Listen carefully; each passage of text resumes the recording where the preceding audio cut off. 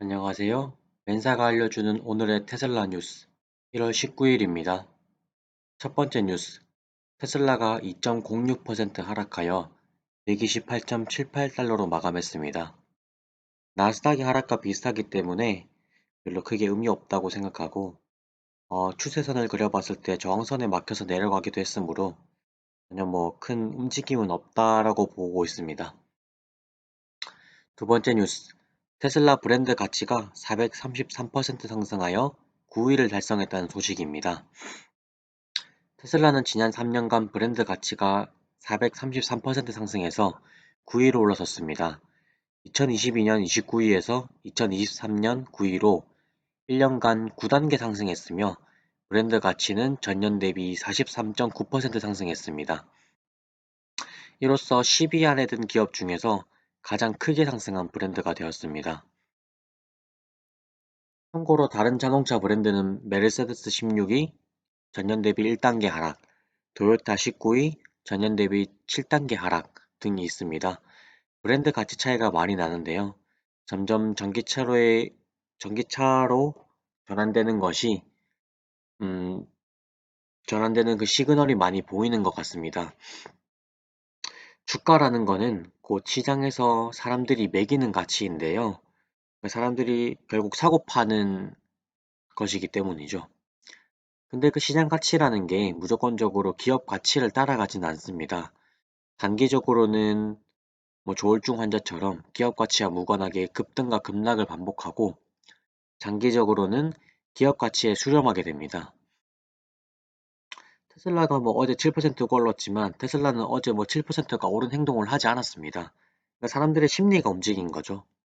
하지만 이 기간을 장기적으로 바라봤을 때는 기업 가치에 수렴하게 된다는 뜻입니다.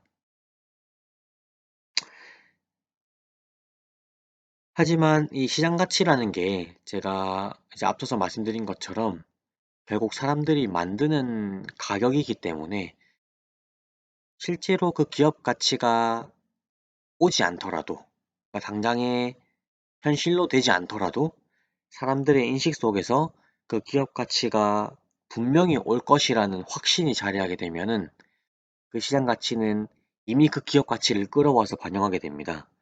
그러니까 이 이야기를 해드리는 이유는 전기차로의 전환이 지금은 하나둘씩 시그널이 나오고 있지만 그 시그널이 점점 더 많이 나오게 되면서 사람들이 전기차로의 전환을 확신하게 되고 그 다음 단계에서 테슬라가 그중 가장 강력한 경쟁력을 지니게 될 것이라고 의심하다가 확신하는 단계가 오면은 그 확신이 드는 순간, 즉 대중에게 이러한 사회적인 합의가 이뤄지는 순간 그 시장 가치는 이미 그 기업 가치가 오지 않더라도 그 기업 가치를 미리 끌어와서 선반영을 해서 주가는 말도 안 되게 오를 수 있습니다.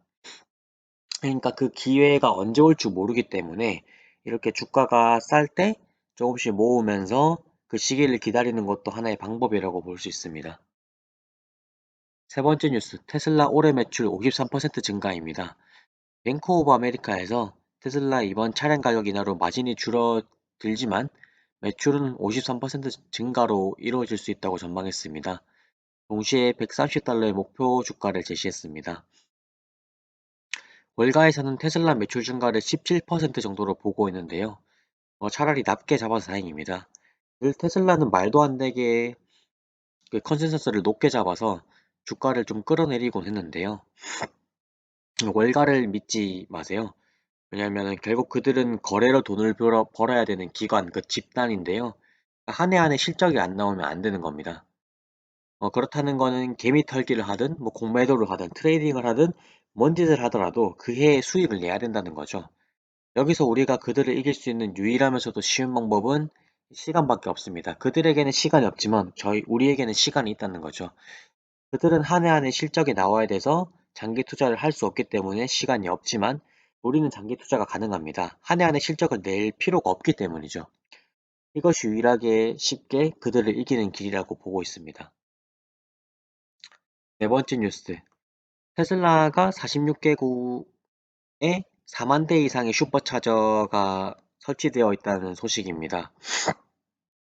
테슬라가 46개국에 4만 대 이상의 슈퍼차저가 있으며 또한 자동으로 배터리를 예열해서 더 빠른 충전 속도로 그 충전을 할 수 있고, 또 충전을 할 때 그냥 신용카드나 그런 거 꼽아서 결제할 필요가 없이 플러그를 꽂기만 하면 됩니다.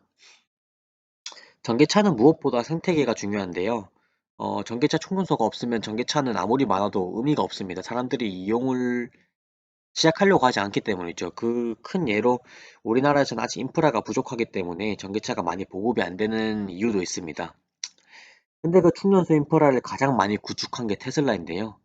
그러면 테슬라는 전기차 회사입니까? 아니면 전기차 충전소 회사입니까? 정답은 둘 다 아니고 지속 가능한 에너지로의 전환을 목표로 지구를 좀 더 오래 쓰길 지향하는 일론 머스크의 비전을 목표로 한 회사입니다. 다섯 번째 뉴스. 테슬라 모델 Y가 1년 연속 우승작 푸저를 제치고 유럽 베스트셀러를 등극했다는 소식인데요. 유럽에서의 성과는 늘 앞으로의 미래를 보여준다고 생각합니다. 여섯 번째 뉴스. 테슬라 FSD 베타 10.69.25.2가 출시되었습니다. 이번에는 2주간 FSD 베타 스트라이크아웃 제도가 업데이트 되었는데요. 세 번의 잘못된 행동을 한 사람들에게는 삼진아웃 규정을 적용해서 2주간 베타를 차단하는 업데이트를 하였습니다.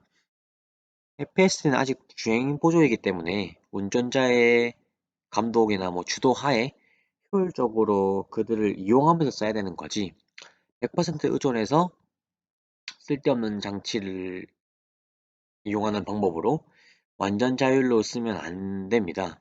그래서 테슬라는 이를 막기 위한 행동으로 이번 스트라이크아웃 제도를 도입한 것으로 보입니다. 감사합니다. 오늘 테슬라 뉴스는 여기까지입니다.